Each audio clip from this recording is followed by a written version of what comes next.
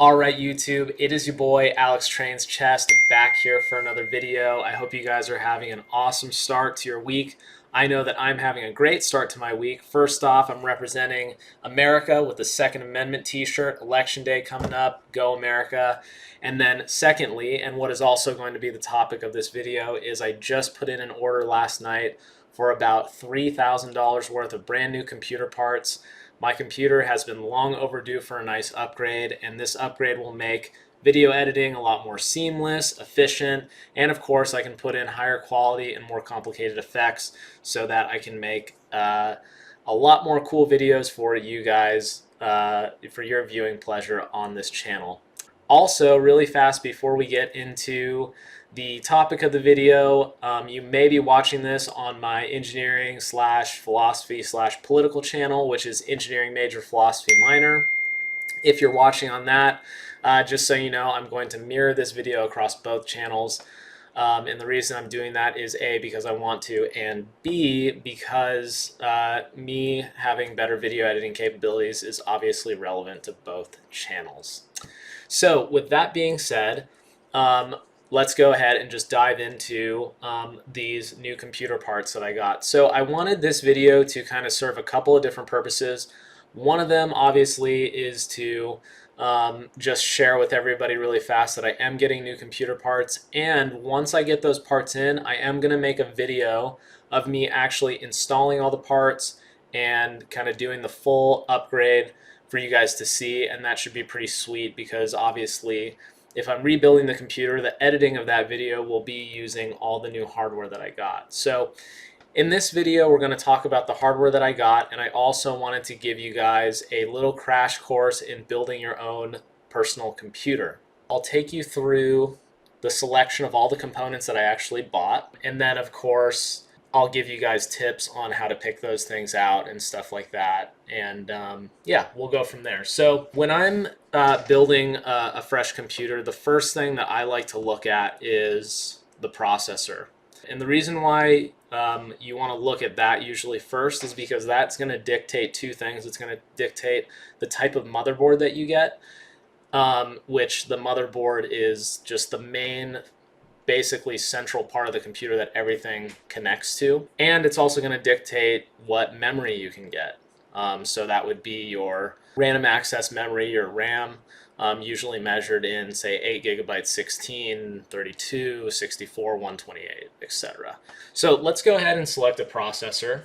I like to use newegg.com as my source for computer parts. There's a ton of other stores that you can go to, but I think just Newegg has like a lot of useful tools, and the interface of the website is nice, and they usually have pretty competitive prices.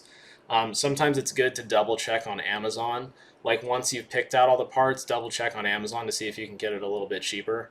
Anyway, I'm getting sidetracked here. So I'm going to go over to components, CPUs and processors, and I do want a desktop processor. Now you can see on Newegg, on the side here is all these filters that you can apply, and those can be super useful. But immediately, you know, you're going to come up with some different products. Here's an Intel Core i7. Here's an AMD Ryzen 7 3700. So once you're at this point, this is where you really need to decide whether or not you're going to go with an Intel build or an AMD build. This makes a difference in the socket type, and so therefore the motherboard. So this is the reason also why I like to start off with selecting the processor. In my case, I'm going to do an Intel build, and keep in mind the subsequent steps after this are very similar if you had selected AMD. I wanted to upgrade to kind of the most recent generation of Intel processors, so that's a Core i9. In terms of number of cores, right now actually I am running a quad core processor. I obviously knew I wanted to upgrade from that, so I selected 10 core, and I will arrive at the processor which I actually bought, which is this Intel Core i9 9900X Skylake. So the first thing you want to look at when you pick out a processor is you can go down to this spec thing right here, and you want to look at the socket type, which is LGA 2066. And the second important thing is the memory type supported, which is DDR4 2666. So that's going to come in later on when we select memory, so just remember that number. And what I actually like to do also is I just like to take this right here and copy that and actually go to the Intel website. And the reason why I like to do this is because on this view, you will also see the maximum memory size supported. So this is also very important. It has happened to me in the past where I got a processor that I thought supported 64 gigs of RAM. In fact, the processor that I'm using only supports 32, but I thought it supported 64, so I got 64 gigs of RAM in the correct speed, and then things started freaking out and it wasn't using the full memory capacity, and that's basically because the processor couldn't support 64 gigs, it can only support 32. So you want to check this also so that you don't end up buying more memory capacity than you're capable of.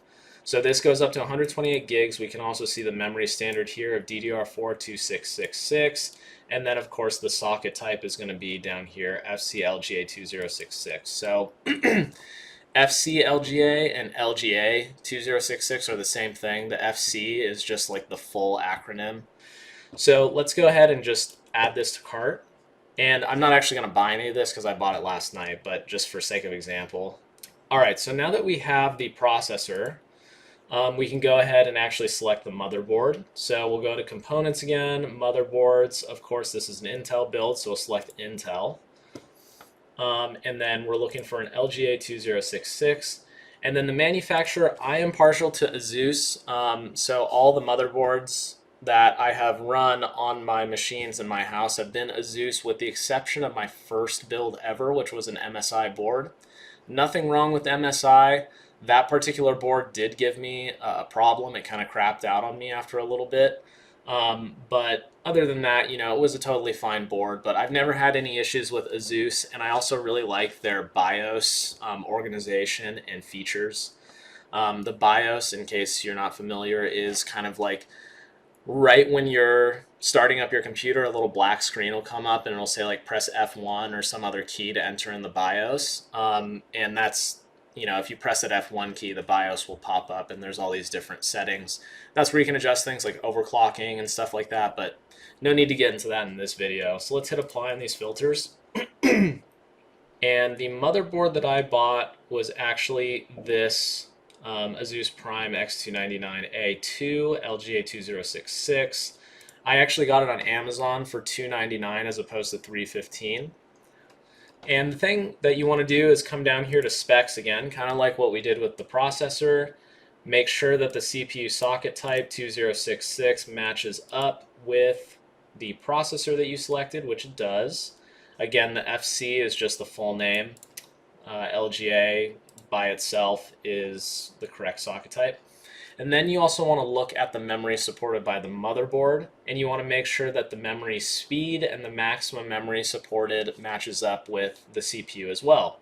So here we see DDR4, you've got a bunch of different memory types, and 2666 is the one that I'm going to be running on this particular build. Max memory support is actually 256 gigabytes. So in the future, I could upgrade the processor to another 2066 socket type processor, like maybe instead of a 9900, maybe a 10900 Intel processor, and that might support up to 256 gigs of RAM. So this is also the fun thing about building your PC, is when you're going to go to upgrade, it's pretty easy to do. The thing about Macs is there's only very specific hardware that interfaces correctly with each other in Macs. Usually you have to bring it into the shop to upgrade it, but if you're building your PC at home and you know some of these basics, then you just pop the hood and throw new parts in there, as long as you're adhering to the correct socket type, memory standards, etc. So we're good on the motherboard. And then sometimes Newegg will not list every single memory type supported, and will not list the exact processor type supported. So if you want to do a final check, what I like to do, which is what I did on this build, is again, I'll just copy this into Google, and we'll actually go to the manufacturer website right here, specifications, and then of course here you can see the memory. This is for Intel Core 10,000 series. We've got a 9,000 series processor, And so you can see here's the 256 gigs, and there's a lot more memory types that it lists right here that you can use with overclocking, but most importantly, this 2666 right here is selected or is part of this list, meaning we're good to go on that. So let's go ahead and add this to cart. Sweet. So now we've got the processor, the motherboard, and now we're going to go ahead and select memory. Again, we just go over to components, memory, and as you can see, look how the CPU, memory, and motherboard are like the very first three things that you select. In fact, CPU is the first thing on this list anyway. It's probably because Newegg intentionally designed their website, so that those are the first three things that you kind of want to nail down when you're building your own PC. So of course we want DDR4, but if you go into this speed section, you can very easily find the memory speed that we're looking for. It's DDR4 2666. Now, in terms of capacity, so you can do 32 gigs per module and do 4 modules. That would give 128 gigs. Since I want it to be a little bit cheaper, I'm actually going to go with 16 gigs per module, and the total capacity, actually, sorry, I'm messing this up, 64 gigs. And we can find the memory which I got, which is this Corsair Vengeance RGB Pro 64 gigs. We're going to get 2 of these for a total of 128 gigs. Yeah, so we'll select this, go ahead and get 2 of these. So now we have the memory, we have the processor, we have the motherboard, and the last thing that I was going to do in this upgrade was a video card. And of course, easily we can just go back to components, desktop graphics cards, and in this case, my choice for graphics card manufacturers is the EVGA.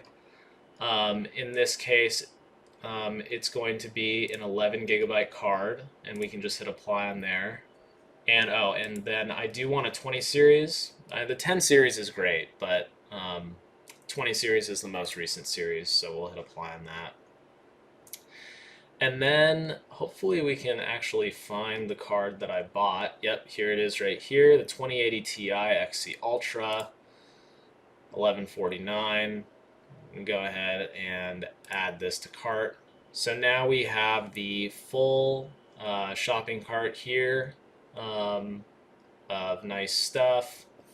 That comes out to a total about $25.52.25 for this computer upgrade. And I did order all these parts last night. In fact, the motherboard is coming in today, so that should be fun. So at this point, you have all the parts that you need for a complete, at least the internals of a PC build. There are a couple things that you'll also want to add on to this if this is your first build. Of course, you can do different price points and stuff like that. This is relatively expensive stuff because I'm trying to do 4K video editing. But again, the machine that I have right now is not horrible for 4K video editing. In fact, I probably could get away with specs that are about maybe $500 to $600 cheaper than this, and it would still work out great. But so I don't know why, but I'm kind of a snob when it comes to computer parts, and I really don't like it when my work computer is more powerful than my computer at home. And after all these upgrades, my computer at home will be a little bit more powerful than my work computer, so I'm super happy about that. So the two things that I'm not going to go through in this video are selecting a case and selecting hard drives and stuff like that. The reason why I'm not going to put that in here is because I didn't purchase any of those, but it's a very similar process. Once you have all these components laid out, you can go in and look at different hard drives, or you can do solid state drives and stuff like that.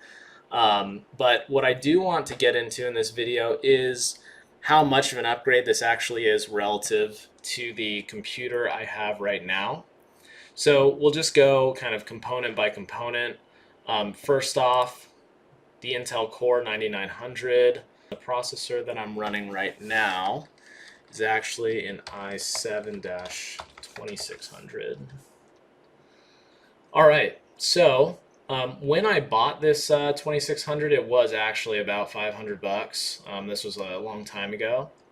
As you can see, it's a different socket type, LGA 1155, which is older, and now we're at LGA 2066. But where the biggest differences come in is this is a quad core, and I'm upgrading to a 10 core processor, so a little bit more than 2 times the number of cores. That, of course, leads to a 2 times the number of threads. The operating frequency, 3.5 gigahertz versus 3.4. Now, one thing to point out with the 9th generation Intel processors is that the architecture of the core changed.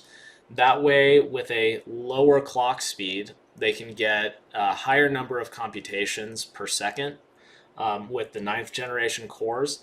So a lot of times, if you're looking for your computer and you might see an i5 or an i7 that has like, a 5 gigahertz like clock speed, but then the i9 only has, 3.5, you might be thinking to yourself, oh, well, I want, the higher clock speed, but actually the number of computations per second might actually be more with the 9th generation processor, depending on the architecture of the chip. So nonetheless, in this case, this is a 0.1 gigahertz gain, but I would imagine that there's probably a bigger calculations per second like kind of gain as a function of the fact that there's more cores and the architecture of the chip is probably a lot better. The L3 cache, 8 megabytes versus 19.25 megabytes. That's another important thing for kind of memory management and stuff like that. And then, of course, this doesn't list the memory type supported, but if I was to see the old chip's memory type, it was DDR3, I think 1033 or 1333. And as you can see, this is now a better memory standard. So let's go ahead and compare the video cards. Right now, I am running a 1660, GTX 1660 for basically doing all my video editing. Before I had a 1660, I did have a, let's see here, it was a 960. And I was doing some editing with the 960, and it was pretty clunky. When I upgraded to the 1660, this actually made a really big difference in the editing process. So the way that editing software typically works is when you're actually working in the software on the video, it's usually using the GPU. Then when you actually go to render, it's going to use a combination of the CPU and the GPU. So it makes sense that when I got a better graphics card, when I upgraded from the 960 to the 1660, it makes sense that I would have seen a benefit in terms of actually working with the clips. But there wasn't a huge benefit in actual like render time. So just to give you an idea, this video is becoming way longer than I originally wanted it to be, but let's say it's about a 30-minute video, that would take probably an hour or more of rendering time. But with the new computer upgrades, that should be significantly reduced. So let's just go ahead and do a spec-by-spec comparison.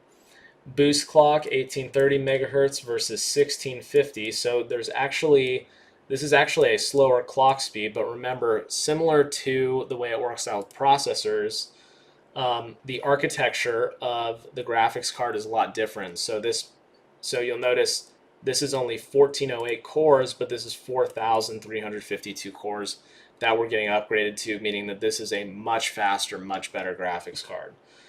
The effective memory clock, 8,000 versus 14,000, and then of course the memory size, 6 versus 11. That is a huge increase.